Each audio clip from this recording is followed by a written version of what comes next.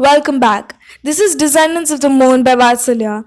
The previous question was who marries Devyani eventually? We will find out the answer in this episode. I don't want to give any spoilers. So, here's a small recap of the previous episode. Devyani was the very stubborn daughter of Shukracharya. She liked a boy called Kacha and saved his life many times. However, he didn't return the feelings and he went away to his home. Heartbroken, she cursed him even though none of it was his fault. Devyani had a friend, Sharmishta, who was the princess of the Asuras. One day they both had gone swimming along with some other friends, and when they came out, they were exhausted. So let's start with today's story. The Egoistic Princess. It was very dark, so they couldn't really see. In a hurry to get their clothes on, Sharmishta and Devyani wore each other's clothes by mistake. When Sharmishta found out, she was mad. She had a lot of vain pride and ego that she was the daughter of the king. So when she saw a simple sage wearing the clothes that were meant for her, she was furious. In blind rage, she started shouting at Devyani. She said, Devyani, how dare you wear my clothes?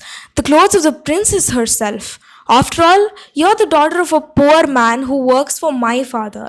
So you are a servant to me in one way. Hearing insults about her father, Devyani too was enraged. Their verbal argument led to a physical fight. Finally, Sharmishta and her friends pushed Devyani into the well and went away.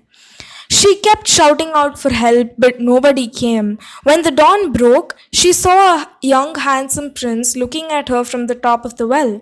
This was none other than Yayati, the son of Nahusha and Ashoka Sundari. He reached out his hand and pulled the exhausted woman out. Then she narrated whatever had happened to her.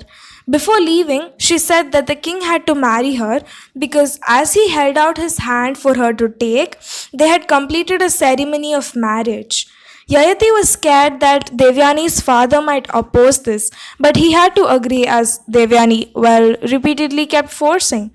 She returned to her home and retold her story to her dad. He was agitated. Devyani asked her dad to ask the Asura king to make reprimands. Out of everything, she demanded that Sharmishta had to become her slave and come with her to her husband's kingdom. Her father advised her otherwise many times, but of course, she wasn't ready to hear what he had to say. Finally, her dad also gave in. They approached the king the next day and demanded Devyani's wishes. The Asura king was afraid that the sage will leave him and go to the side of his enemies, the gods, if he didn't agree. If the gods got the Mrityunjaya mantra, then they would become unstoppable. So he had no other choice but to agree. So Sharmishta was forced into living a life she never wanted to. Devyani and Yayati got married. Devyani made sure that nobody saw Sharmishta, and she was made to stay away far in a small hut. The couple soon had two sons, Yadu and Turvasu. However, their life wasn't easy. Devyani was always very stubborn, and Yayati was getting tired of arguing with her every single day. So they were not really very happy with each other. One day, when traveling, Yayati saw a beautiful woman. This was none other than Sharmishta. She recalled her life to him and poured out all her sorrows to the king.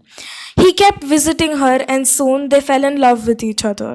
They got married secretly and had three sons, Puru, Druhyu and Anu. So, what will happen to these kids? Who will ascend the throne? Let's see this in the next episode. Today's question is, who is the most famous descendant of Yadu? Do leave your answers in the comment section. Until next time, this is me, Vathsalya, signing off. Bye.